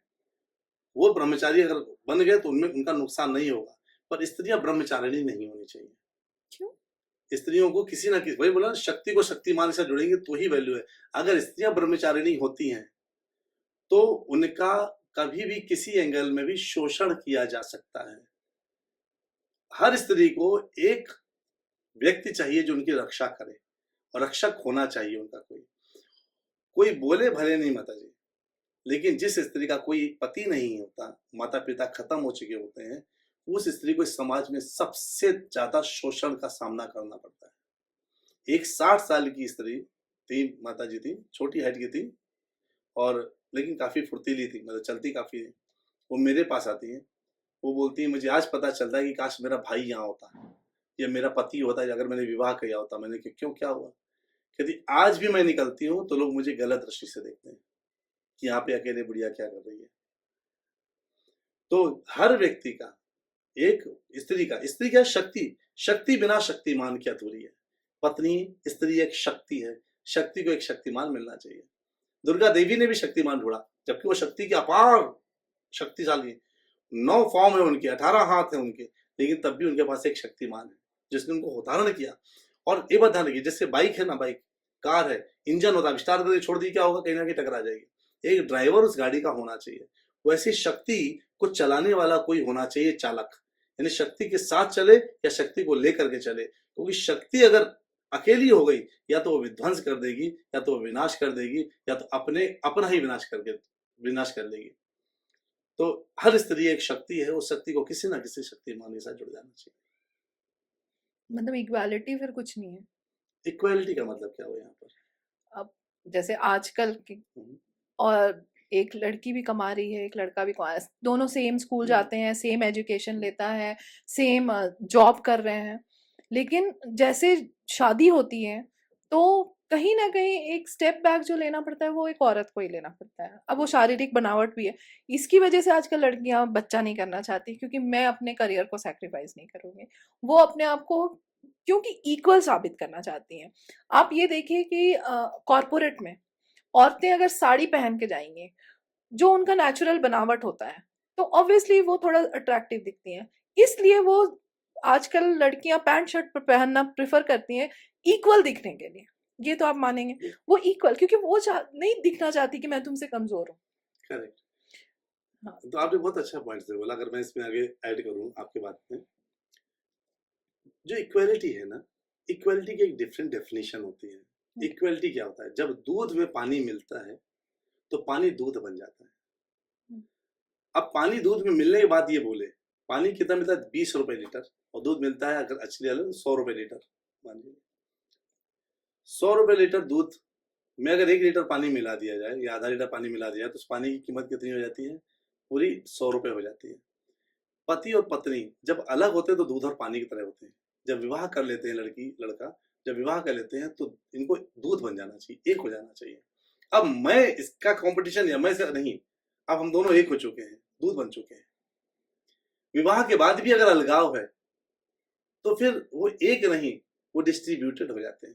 इस कारण से हमेशा तनाव, tension, stress, mental problems, fight, झगड़े और नाना प्रकार की ऐसी स्थितियां उस परिवार को देखने में मिलती हैं। अगर पत्नी इक्वलिटी, एक चीज होता है, आपने नौकरी कर रहे थे, जैसे मेरी वाइफ नौकरी कर रही थी, विप्रो में थी जब मैंने ज्वाइन उनके साथ विवाह किया। हमने डिसीजन लिया जब वो जो गर्भवती हुई, हमने बोला कि आप बताइए मैं नौकरी छोड़ूं क्या आप नौकरी छोड़ना चाहती हैं? मैंने कहा मैं भी छोड़ सकता हूँ, लेकिन बेबी तो आप ही को देना है, आपको तो छुट्टी लेनी पड़ेगी। तो उन्होंने बोला मैं कुछ समय के लिए ब्रेक ले लेती हूँ। मैंने कहा इससे बढ़िया कुछ नहीं है। पढ़ी लिखी थी, समझदार थी, उन्होंने ब्रेक लिया, मैं अपना कंटिन्यू किया। जब बेबी हो गए तो उन्होंने बोला अब मैंने जो ज्ञान प्राप्त किया था उससे मैं एक बिजनेस शुरू करना चाहती हूँ। मैंने कहा करिए। उन्होंने बिजनेस स्टार्ट किया, उसमें वो आगे बढ़ने लगी, क्योंकि अगर कोई इंटेलिजेंट है उसको ब्रेक लेकर के आगे बढ़ने को ज्यादा शूट कर जाता है, कोई ज्यादा तीव्रता से लगता है। बच्चों का भी केयर हो गया, बच्चे अपना बढ़िया देखिए, इस समय अपने कॉलेज में टॉप करते हैं, बढ़िया भक्त भी हैं, मृदंग करताल हारमोनियम सब बजाते हैं, गाते हैं, नाचते हैं, कथा सुना दी, कथा भी सुना देंगे वो लोग। तो इस प्रकार से उनका भी मेंटेनेंस हो गया, बच्चे भी बन गए, पत्नी ने भी जो है अपना। तो एक ये होता है सही डिसीजन। इक्वलिटी क्या वो नहीं थी कि मैं घर का एक भविष्य तैयार कर रही हूँ और आप घर के वर्तमान को संभाल रहे हैं, ये भी तो इक्वलिटी है। घर का भविष्य मेरा करियर को खराब कैसे कर सकता है? हमारा बच्चा हमारे घर का भविष्य है। वो हमारा, अगर मेरा जन्म नहीं हुआ होता तो मेरे पापा के बाद आगे क्या होता जनरेशन? तो मैं अपना करियर क्या है, करियर ही कुछ समय की बात है, 60 साल में तो करियर में आप रिटायरमेंट हो जाएंगे। 60 साल बाद क्या करेंगे आप जब रिटायरमेंट हो जाएंगे? कुछ शरीर में प्रॉब्लम होगी तो कंपनी वाले फायर कर देंगे, तब क्या करेंगे उस समय आप? एक साथी पति के रूप में होना चाहिए और बच्चे हमारा भविष्य के रूप में होना चाहिए। तो पति वर्तमान पकड़ के चलता है और पत्नी भविष्य बना के चलती है। जब ये दोनों मिलते हैं तब परिवार चलता है। बहुत सुंदर। ये मेरे मन में भी डाउट था, बट बहुत अच्छे से ये क्लियर हो गया। मतलब शायद बहुत लोगों को ये क्लियर हो जाएगा कि क्यों करना चाहिए, क्योंकि मुझे भी लगता था कि कॉर्पोरेट जाओ तो हमेशा पैंट शर्ट में ही दिखो, और क्योंकि आपकी संख्या कम होती है तो आपको स्ट्रांग दिखाना पड़ता है कि मैं स्ट्रांग हूँ। हाँ, तो इसमें आपने बोला पैंट, मैं कहता हूँ आप पैंट शर्ट पहनिए, आप साड़ी पहनिए, आप सूट पहनिए, आप जो पहनना चाहे पहनिए। अगर आपको लगता है कि मेरे पहनने में मेरी पर्सनालिटी बढ़िया लग रही है, आप पहनिए। कपड़ों से आपको कोई जज करता है, उससे बड़ा विमूढ़ व्यक्ति दुनिया में कोई नहीं है। ये आपकी अपनी चॉइस है कि आप क्या पहन रहे हैं।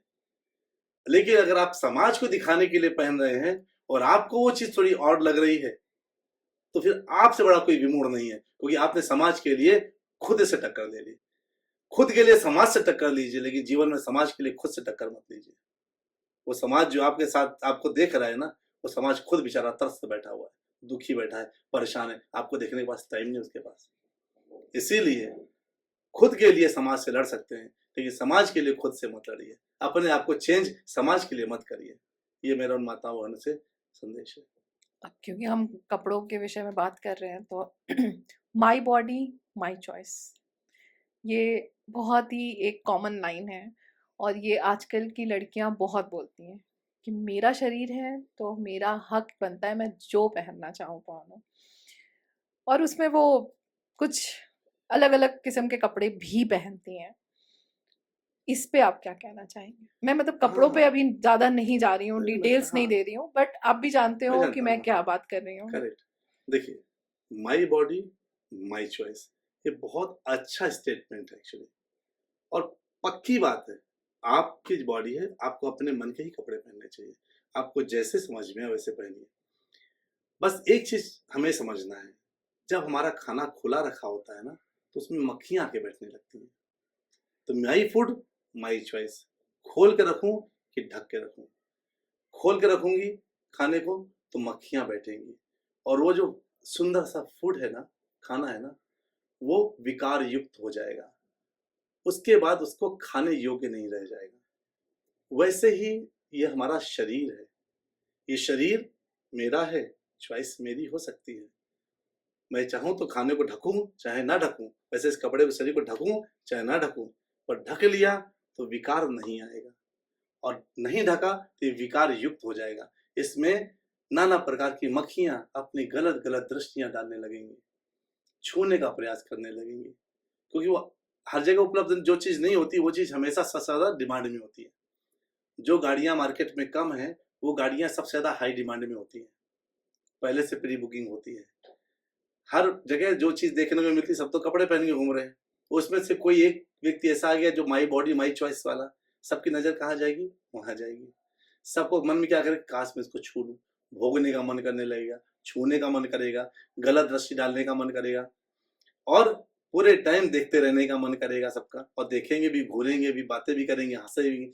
आप चल रहे हैं पर आपके ऊपर इतनी मक्खियां आ चुकी हैं तब तक, ये शरीर आपका वो शरीर वो नहीं रहेगा जो कपड़े के साथ था। कपड़े हटाने के बाद अगर कुछ ऐसा चीज जो दृश्यमयी हो रहा है, जो नहीं दृश्यमयी होना चाहिए, समझिए वो विकार युक्त हो चुका है, आपको पता नहीं है।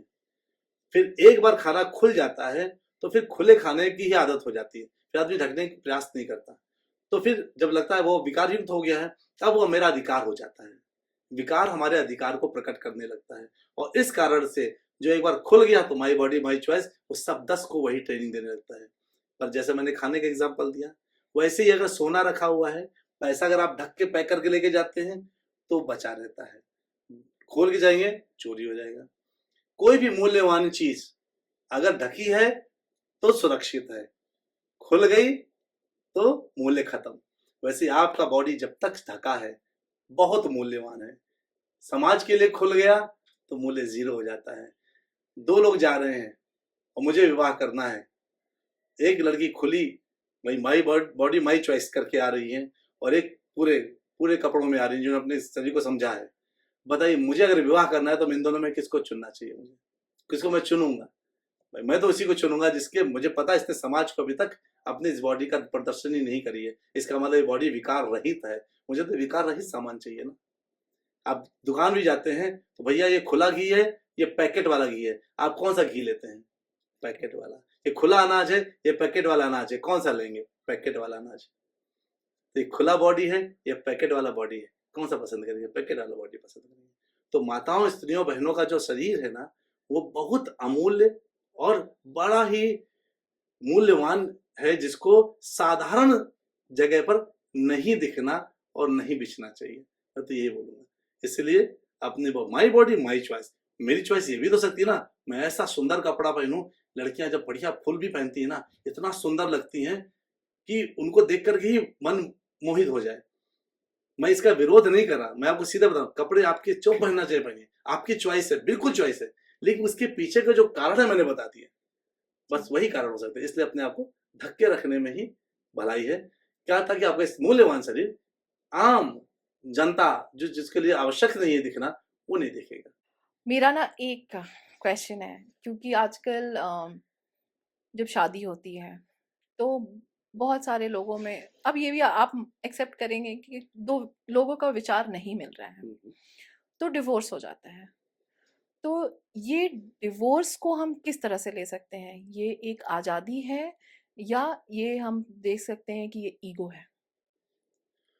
डिवोर्स ये एक बहुत ही भयानक शब्द है, पर आजकल की जरूरत भी हो गई है, लगता है ऐसे।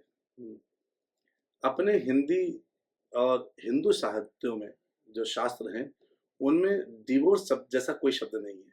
तलाक उर्दू है, डिवोर्स इंग्लिश शब्द है, हिंदी में विच्छेदन ऐसा शब्द करके पति पत्नी या इस संबंध के लिए कोई भी शब्द नहीं है। तो मतलब ये हमारे लिए तो नहीं है, हिंदुओं के लिए तो ये है ही नहीं, लेकिन तब भी इसकी मात्रा दिन प्रतिदिन बढ़ती जा रही है। उसका कारण 2 या 3 कारण है। पहला कारण क्या है? पहला कारण ये है कि जहां पर जो जेन्युइन कारण हो सकता है कि विवाह हो गया, अलग चीज बताई गई थी, अलग ढंग से विवाह हुआ, और वो विवाह के पश्चात वैसा मैच नहीं किया, झूठ बोला गया था, मालिक कहा गया नौकरी लगी है, नौकरी नहीं है, बच्चा डिग्री है, डिग्री नहीं है, और झूठ बोलकर विवाह हो गया, वहां पे अलग होने में मुझे लगता है ठीक किया, अलग हुआ जा सकता है, क्योंकि उसके बाद वो जब सेम मेंटेलिटी मैच नहीं करेगी तो अलगा हो जाएगा। लेकिन कई बार छोटी छोटी बातों से ईगो जनरेट होता है और डाइवोर्स हो जाता है, वो उचित नहीं है। जैसे पति ने कुछ किया, पत्नी ने कुछ बोला, या पत्नी ने पति को किसी के साथ देख लिया, तो उस वक्त वो बात इतनी बढ़ जाएगी कि पत्नी उसको छोड़ के चली जाएगी और सीधे डिवोर्स चलाएगा। उल्टा भी तो हो सकता है प्रभु जी। और उल्टा भी हो सकता है, मैं बताने वाला हूँ। कभी कभी पति पत्नी को किसी के साथ, या पत्नी पति को किसी के साथ, दोनों में देखते हैं। पति ने सोचा पत्नी का किसी से बातचीत चल रही है, और उसके बाद उसी चीज को बढ़ाते चले गए, मारपीट शुरू हो गई, झगड़ा हुआ, अलगा हुआ, डिवोर्स तक बात चली गई। और ये ऐसे हजारों केस है जहां डिवोर्स हो रहे हैं, एक दो केस नहीं, छोटी छोटी केस। पत्नी का या पति का पहले से एक्स्ट्रा मैरिटल अफेयर चल रहा था, इन दोनों के बीच बात नहीं बनी, उन्होंने छोड़ दिया, डिवोर्स की बात आ गई। तो हर समय कोई ना कोई एक थर्ड पार्टी हमारे लाइफ में एंट्री करती है, उसकी वजह से डिवोर्स हो रहा है, वो उचित नहीं है। उसमें पति पत्नी जब ये विवाह कर रहते हैं या उसके बाद उनको इस ढंग से रहना चाहिए। अगर कोई तीसरा व्यक्ति है, आया भी है लाइफ में, तो इनको बड़े ही दूसरे पार्टी, यानी पति का अगर कोई एक्स्ट्रा मैरिटल चल रहा है तो पत्नी को बड़े प्रेम से बात करके इस तरह से शो करना चाहिए ताकि मैं आपके साथ संगनी हूँ, आपका जो चला चलाइए, कोई बात नहीं, लेकिन मैं आपके साथ तो हूँ। धीरे धीरे करके अट्रैक्शन इस तरफ लेके आना चाहिए। ये प्रूवन चीज है।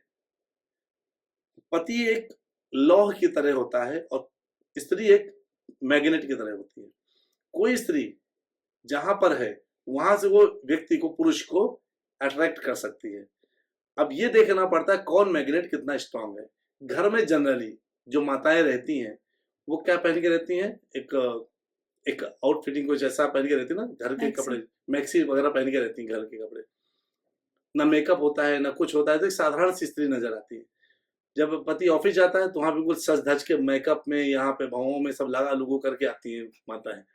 तो वो क्या है, उनको जब वो देखते तो उनका अट्रैक्शन ऑटोमेटिकली उस तरफ हो जाता है, और वो जो अट्रैक्शन होता है धीरे धीरे करके इधर का अट्रैक्शन कम रह जाता है, उधर ज्यादा पड़ता है। यही कारण है कि पत्नी से इंटरेस्ट कम हो जाता है। इसलिए पत्नियों को क्या चाहिए, पति जब ऑफिस से आए ना, पत्नियों को थोड़ा तैयार होकर रहना चाहिए, सुंदर दिखना चाहिए। अब एक चीज और देखने को पाई गई है कि पत्नी पति से और पति कम से कम ऐसा होता है कि डेली या 2-3 दिन में एक बार झगड़ा मस्ट उनका फिक्स रहता है, जो कि बाहर नहीं होता। तो ये हमेशा माइंड में रखना चाहिए कि अगर आप जितना झगड़ा बढ़ाते जाएंगे उतना डिस्टेंस बढ़ता चला जाएगा, और वो जो डिस्टेंस है वही कल को दूरी बना बना कर एक ऐसा गैप आ जाता है कि इसके बाद फिर वो फिल नहीं हो सकता। इलास्टिसिटी मेथड है, ज्यादा खींच देंगे तो पास नहीं आ पाएगा। इसलिए प्रेम पति और पत्नी में नहीं होता तो इनका विवाह नहीं होता। विवाह होता है, प्रेम होता है, शुरू में अच्छे से रहते हैं, बाद में अलगाव हो जाता है। क्यों? क्योंकि ये बहुत आम ले लेते हैं अपने रिश्ते को, और धीरे करके ये रिश्ता आम होकर बहुत आम हो जाता है। पति पत्नी का रिश्ता बहुत ही खास है और अंतिम समय तक बहुत खास रहता है, इसको खास बना के रहें। डाइवोर्स वर्स्ट केस सिनेरियो है, बहुत बुरा है कि पति मार रहा है या पत्नी धोखा दे रही है, अगर बहुत बुरा सिनेरियो तब तो सोचा जा सकता है, लेकिन छोटी छोटी बातों में हमें कम से कम इस चीज को अवॉइड करना चाहिए। लेकिन फिर भी मैं एक इसमें सहमत नहीं हूँ कि अगर आपका हस्बैंड आपको चीट किया, पति चीट किया और उसको बाहर अट्रैक्शन हो गया, तो माफ कर देना चाहिए। हाँ, माफ कर देना चाहिए। अगर वही काम औरत करेगी तो क्या पति माफ कर हाँ, तो देगा? माफ कर देना चाहिए, दोनों को मैं बोला हूँ, माफ करके आपस में बातचीत करनी चाहिए। क्योंकि वो बीच में देखिए, ये हमारा शरीर ना, ये बहुत विषयों से, इंद्रियों से भरा पड़ा है। ये विषय को देखता है ना तो अट्रैक्ट हो जाता है, और लेकिन अगर हमने माफ नहीं किया तो अट्रैक्शन ज्यादा हो जाएगा। आपने छोड़ दिया, वहां तो जुड़ना है नहीं, तो वो भी बर्बाद, व्यक्ति भी बर्बाद। इसलिए क्या है कि ये जो शरीर है इससे गलतियां होती हैं गलतियां। तो जो हमारा पार्टनर है, हमने बोला ना पार्टनर क्यों आवश्यक है, इसलिए पार्टनर आवश्यक होता है क्योंकि पार्टनर का काम क्या है, अगर मेरा पार्टनर गलत जा रहा है तो उसको पकड़ के खींच के लाके फिर से अपने ट्रेन में उठा लो। पार्टनरशिप यही है। पार्टनर का लाइफ पार्टनर क्यों बोलते हैं, एक दूसरे के लाइफ पार्टनर है। तो अगर पत्नी कहीं गलत चली जा रही है, वो भी उसके बाद शरीर में भी इंद्रियां हैं, वो भी हो सकता है किसी के पर पुरुष के प्रति अट्रैक्ट हो गई हो, तो उसको ले करके उस स्त्री के अंदर ये मन में आना चाहिए कि वो अगर अट्रैक्ट हो गई तो पुरुष के मन में आना चाहिए कि मुझे अपनी पत्नी को समझाना है, संभालना है, ताकि ये मैं समझा दूंगा तो ये बच जाएगी, हमारा परिवार बच जाएगा। तोड़ना आसान है, जोड़ना मुश्किल है। तोड़ने के लिए यूं एक चुटकी चाहिए और जोड़ने के लिए पूरा जीवन चाहिए। इसीलिए जोड़ने का काम हमारे विष्णु भगवान करते हैं, ब्रह्मा जी बनाते हैं, विष्णु जी पालन करते हैं। सबसे कठिन काम पालने का है, और संहार करना शिव जी भोलेनाथ का काम एक दिन में कर देते हैं। तो संहार करना और बनाना दोनों, शादी करना इजी है, शादी तोड़ना इजी है। शादी को पूरे जीवन चलाना मुश्किल होता है। ये जब पूरे जीवन और अगर चलाना है तो इसका बेहतरीन तरीका क्या है, विष्णु जी को अपने जीवन में लेके आ जाइए, भगवान को लेके आइए, भगवान हमारा पूरा जीवन अच्छे से चलाते हैं। अगर पति पत्नी दोनों ही भगवान के भक्त हैं तो जीवन में कभी भी डाइवोर्स नाम का कोई शब्द आएगा ही नहीं। वाह! हम हमेशा बात करते हैं कि हमें लड़कियों को इंडिपेंडेंट बनाना चाहिए, लेकिन जब एक स्त्री इंडिपेंडेंट होती है तो उससे समाज डरता क्यों है?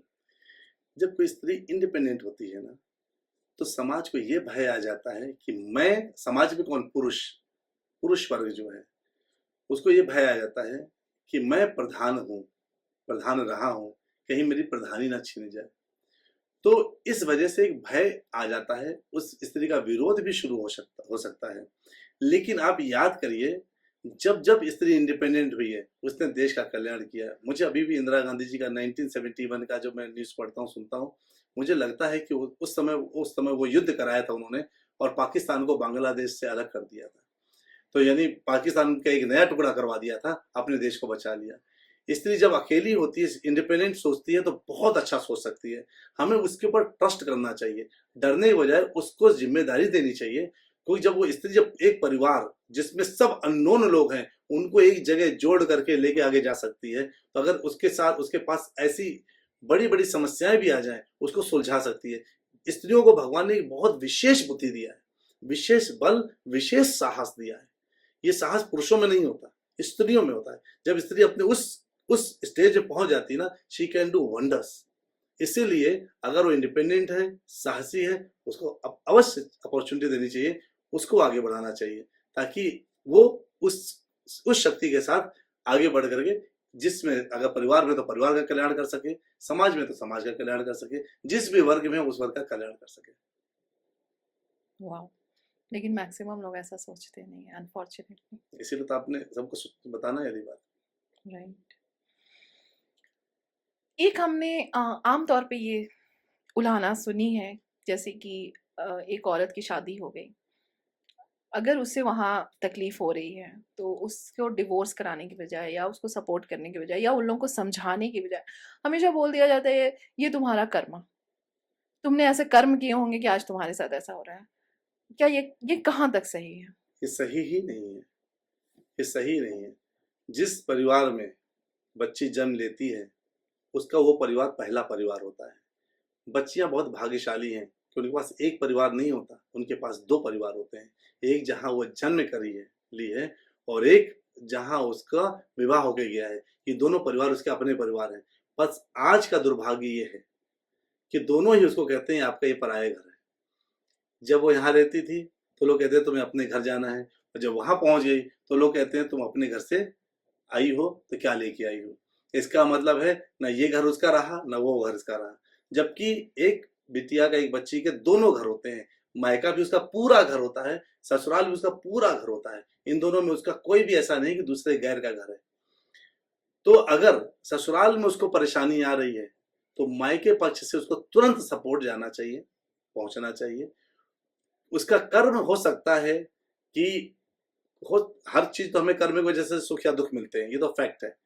कर्म ही से ही सुख है, कर्म से ही सुख है। हमारे कोई पाप की वजह से ही हमें दुख मिलता है, पुण्य की वजह से हमें सुख मिलता है। लेकिन उस वक्त जो उसका सहयोग करता है, उस समय सहयोग करने वाले व्यक्ति के पुण्य बढ़ जाते हैं, जो उसका सहयोग करता है। क्योंकि जो गिर रहा होता, भगवान चाहते हैं कि मेरा एक बच्चा गिर रहा है तो दूसरा बच्चा उसको सपोर्ट करे, भगवान इसके पुण्य बढ़ाते हैं। तो इसको सहयोग करके तुरंत इसको स्टेबल करने तक इसको अपनी पूरी शक्ति लगा देना चाहिए। उसके कर्म पर उसको नहीं छोड़ देना चाहिए। क्योंकि अगर उसका नुकसान हो गया तो उसका अगर नुकसान हुआ और उसने कभी भी आपसे मदद मांगी थी और आपकी मदद मिल जाती तो बच जाती, नहीं मिली तो आज वो मर गई या फंस गई या परेशान है, तो उसके हर एक पाप का जितना फल, जितना जो है फल पाप इनके जहां पे थी, वहां ससुराल में थी मान लीजिए, तो वहां के उन लोगों को मिल रहा था, उतना ही पाप का फल आपको भी मिलेगा। मैंने आपसे मदद मांगी, आपने मेरी रक्षा नहीं करी और मुझे कुछ हो गया, तो मुझे कुछ जो हो गया उसमें आपकी भी जिम्मेदारी मानी जाएगी। तो जो पेरेंट्स अपनी बेटी को तुम्हारा भाग गया ऐसा था करके छोड़ देते हैं वो बिल्कुल गलत है। गलत है, इसीलिए ऐसे पेरेंट्स को उनके बेटे भी छोड़ देते हैं। उस परिवार में आप संगठन नहीं देखेंगे क्योंकि वो परिवार विघटित परिवार है, और जहाँ संगठित परिवार होता है ना, वहां पे ऐसी घटनाएं नहीं घटती हैं, क्योंकि वो आपका तुम्हारा कर्म है। नहीं, कर्म कैसे है, मैं बैठा हूँ, मैं जाऊंगा, मैं तुम्हें मदद करूंगा, ऐसा होना चाहिए। राइट। एक मूवी बनी थी पिंक, उसमें अमिताभ बच्चन का बहुत बड़ा सा एक मोनोलॉग था, नो मीन्स नो। अगर एक औरत नो बोलती है इसका मतलब नो होता है। इसको आप कैसे देखते हो? क्योंकि हमारा समाज उसको ईगो का नाम दे देता है, या हमारी बॉलीवुड मूवी में दिखाया गया था कि वो ना कर रही है लेकिन इसका मतलब वो हाँ है। ना का मतलब हाँ होता है, ये बॉलीवुड ने हमें बताया है। लेकिन वहीं पे एक पिंक जैसी मूवी आती है जिसमें ये बताया गया है कि नहीं, नो मीन्स नो। आप इसको कैसे देखते हैं? इसके ना हाँ किस केस में होता है, ना ना किस में उस केस में होता है, मैं दोनों बताता हूँ। जी। जो कहते हैं नो मीन्स नो, इसका मतलब होता है जैसे कि एक परिवार का कोई, जैसे एक बच्ची है, उस बच्ची के साथ अगर कोई व्यक्ति आकर के प्रपोज करता है, अगर ये नो बोलती है तो उसको स्वीकार कर लेना चाहिए। पर होता क्या है, जब ये नो बोलती है उसको ये ईगो में ले लेता है लड़का और उसका नुकसान करने लगता है। ये जो ये समाज क्यों विकृत समाज हो गया, विकृत होने का मतलब क्या है, इनको स्त्रियों के बारे में बताया नहीं गया है, इनको शास्त्रों के बारे में बताया नहीं गया है, ये शास्त्र सिखाए नहीं गए हैं, इस कारण से ये नो को समझते नहीं है। यहाँ नो मतलब नो होता है जहां अननोन लोग होते हैं। अब जहां नोन लोग हुए, मान लीजिए बहू घर में आई है, अब सास ने बोला कि बेटा मैं तुम्हारे लिए पराठे बना दूं, भूख लगी होगी, तो संकोच में बोलती नहीं, तो इसको नहीं लेना चाहिए, उसको समझिए संकोच में उसको खाना खिला दे। जहां स्त्री का भला हो रहा है वहां उसके ना को हाँ ना नहीं समझना चाहिए, उसका भला हो रहा है उसको उसके लिए कर देना चाहिए। मान लीजिए आपको भूख लगी है, नहीं लगी, आपने धोखे से ना बोल दिया, हमको बना के खिलाना चाहिए, सामने रखना चाहिए, आप खाइए। लेकिन जहां उसका शोषण हो रहा है, जहां वो अपने आप को शोषित फील कर रही है, वहां पे अगर उसने ना बोला है, उस ना का मतलब ना ही होता है, हाँ नहीं होता उस। तो ये जो ऐसा समझते हैं, वो जो काम की विकार की वजह से उनका जो हृदय चित्त विकृत हो गया है, उसकी वजह से स्त्रियों को ऑब्जेक्ट मान करके उन पर आक्रमण करने की विधि है ना को हाँ समझना। नहीं तो ना ना ही है और हाँ हाँ ही है। वाओ, ये बहुत बढ़िया था। मतलब मैंने इस तरह से कभी सोचा नहीं था। मतलब मेरे लिए तो ना ही था। अच्छा। हाँ, शर्मा के अगर वो या हिचक में बोल रही है तो उसको। बहुत बढ़िया। अब हम रैपिड फायर, कुछ क्वेश्चन है, सोचिएगा नहीं, बस एक एक शब्द का answer, one word. Equality reality है या इल्यूजन? रियलिटी। शक्ति रिस्पेक्टेड है या रिस्ट्रिक्टेड? रिस्पेक्टेड। संस्कार वैल्यू है या कंट्रोल सिस्टम? वैल्यू। लेकिन बना दिया गया कंट्रोल सिस्टम। मैरिज पार्टनरशिप है या power structure? Partnership. Obedience virtue है या फियर? वर्च्यू। साइलेंस स्ट्रेंथ है या सप्रेशन? स्ट्रेंथ। सैक्रिफाइस चॉइस है या एक्सपेक्टेशन? चॉइस। फेमिनिज्म ईगो है या इवोल्यूशन? इवोल्यूशन। कर्मा एक्सप्लेनेशन है या जस्टिफिकेशन? एक्सप्लेनेशन है। डिवोर्स फेलियर है या फ्रीडम? ये 50-50 है। ओके। मॉडेस्टी ग्रेस है या कंडीशनिंग?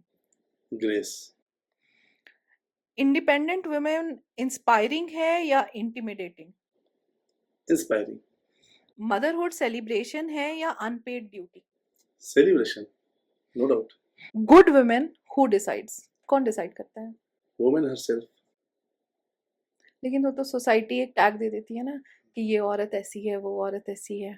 तो इसमें इसलिए आंसर होना ऑप्शन होना चाहिए, जो आप बोलते हैं ना, तो इसके लिए दो या सबसे, अगर जैसे गुड अच्छी स्त्री है, कौन डिसाइड करेगा? अच्छी स्त्री, कोई अगर कोई व्यक्ति, जैसे मैं कोई बोलता है ये अच्छी स्त्री, कैसे डिसीजन होगा? किसी के लिए दारू पीने वाली स्त्री अच्छी है, किसी के लिए दारू पीने वाली अच्छी स्त्री नहीं है। किसी के लिए सोसाइटी में अच्छे से बोलने वाली चीज अच्छी है, किसी को पर्दा लगाने वाली चीज सही है। तो गुड वुमेन गुड डिसाइड, इसलिए इसमें ऑप्शन नहीं है, तो ये क्वेश्चन पूरा पूर्ण नहीं है, अपूर्ण क्वेश्चन है। कैरेक्टर बिहेवियर से या कंट्रोल से? बिहेवियर से। एंगर इन विमेन गलत या पावरफुल? पावरफुल। पैट्रियार्की ट्रेडिशन या इनसिक्योरिटी? ट्रेडिशन है। इनसिक्योरिटी नहीं है आदमी लोग का कि नहीं, औरत को दबा के रखने का? नहीं नहीं, एक्चुअली क्या है ना, ये मेरा पति है और ये पति के साथ जो चलता चला आ रहा है ना मेरा, कि ये मेरा पति है और इसके साथ मुझे ऐसा व्यवहार करना है, तो ये एक प्रकार से जैसा चलता चला रहा है ना, लोग अगर वैसे ही चलाते चले जाएंगे तो मेरे ख्याल से सिस्टम चलता चलेगा, ये मेरा फीलिंग है। ओके। बाकी अगर फ्रीडम गिवन और टेकन? 50-50 है। क्यों? कुछ स्वतंत्रता आप लेते हैं और कुछ आपको दी जाती है, from the women point of view, है ना। फॉर एग्जाम्पल मैं आपको बताता हूँ, इसमें एक्सप्लेन करता हूँ। आपने कहा मैं विवाह करूंगी, ये आपने लिया स्वतंत्रता इस बात को कहने का, और लोगों ने कहा ठीक है, इसको आपने लव किया, ये है आपकी स्वतंत्रता, और फिर लोगों ने कहा चलो इसको अरेंज बना देते हैं, ये आपको स्वतंत्रता मिली। तो ये कैन नॉट बी 100% टेकन और 100% given, it will always be 50-50, कुछ दिया जा रहा है, कुछ लिया जा रहा है। औरत का नो एटीट्यूड या self respect? Self respect. Thank you प्रभु जी, आपने हमारे क्वेश्चंस के इतने अच्छे अच्छे आंसर दिए। आई डोंट नो ये पॉडकास्ट कैसा जाएगा और इस पे कैसे कमेंट्स आएंगे, I really don't know, but आशा करती हूँ कि जो आपने समझाया है, जैसे मुझे समझ में आया, मैं भी शुरू में थोड़ा नहीं समझ पा रही थी, बट मुझे समझ में आया। आशा करती हूँ बाकी सब मेरी फ्रेंड्स जो भी लेडीज हैं उन लोगों को भी समझ में आए जो आप कहना चाह रहे हैं। तो आने के लिए बहुत बहुत धन्यवाद। हरे कृष्णा। हरे कृष्णा, और बुलाने के लिए बहुत बहुत धन्यवाद, क्योंकि ऐसा उत्तम विषय था जिसमें इस तरह का चर्चा होनी आवश्यक थी।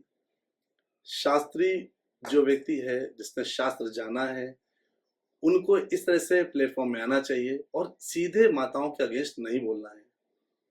जितने जो बातें हैं उनको बताना है।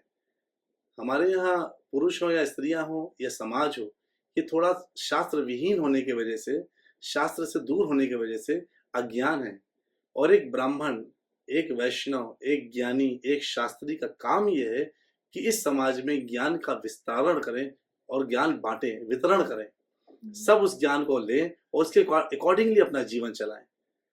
वो कोई गलत है और आप उसको गलत बोलेंगे, उसको गलत लगेगा, लेकिन कोई गलत है उसको आप सही चीज बताएंगे तो स्वीकार कर लेगा। ये समाज एक्सेप्ट करता है चीजों को, एडेप्ट करता है चीजों को। इसलिए हम जितने भी भक्त लोग हैं, उस भक्त समाज को चाहिए कि ऐसा प्लेटफॉर्म में आके अपने हृदय की बात करें। और आप जैसे प्रश्न पूछने वाले पॉडकास्टर्स होने चाहिए जो ऐसे ऐसे स्ट्रॉन्ग क्वेश्चन पूछें जिनका बड़े ही अच्छे ढंग से इस ढंग से उत्तर दिया जाए। तो आपने बहुत अच्छा काम किया, सराहनीय काम किया। मुझे उम्मीद है कि इस पॉडकास्ट से बहुत लोगों में बदलाव, सुधार या कम से कम कई प्रश्नों के उत्तर का उनको कई प्रश्नों का उत्तर मिलेगा। उसके लिए बहुत बहुत धन्यवाद। हरि बोल। अगर बहुत सारे नेगेटिव कमेंट्स आते हैं तो क्या आप इस प्लेटफॉर्म पे आके उन सबको आंसर देना मुझे चाहेंगे? बहुत प्रसन्नता मिलेगी। जितने नेगेटिव कमेंट्स आए उनको रखिए, उन सबके उत्तर देना जरूरी होगा, तो उनके उत्तर अवश्य दिए जाएंगे। जो भी ये पॉडकास्ट देख रहा है, आपके मन में जो भी प्रश्न आ रहा है, मैं आप सबसे रिक्वेस्ट करती हूँ कि प्लीज इसके नीचे कमेंट करके हमें जरूर बताएं, क्योंकि वो हमारे लिए हेल्पफुल होगा और आपके लिए भी, कि आपको आपके प्रश्न के उत्तर मिलेंगे और आप जानोगे कि सही व्यवस्था क्या है। तो आपका बहुत धन्यवाद। हरे कृष्णा। हरे कृष्णा।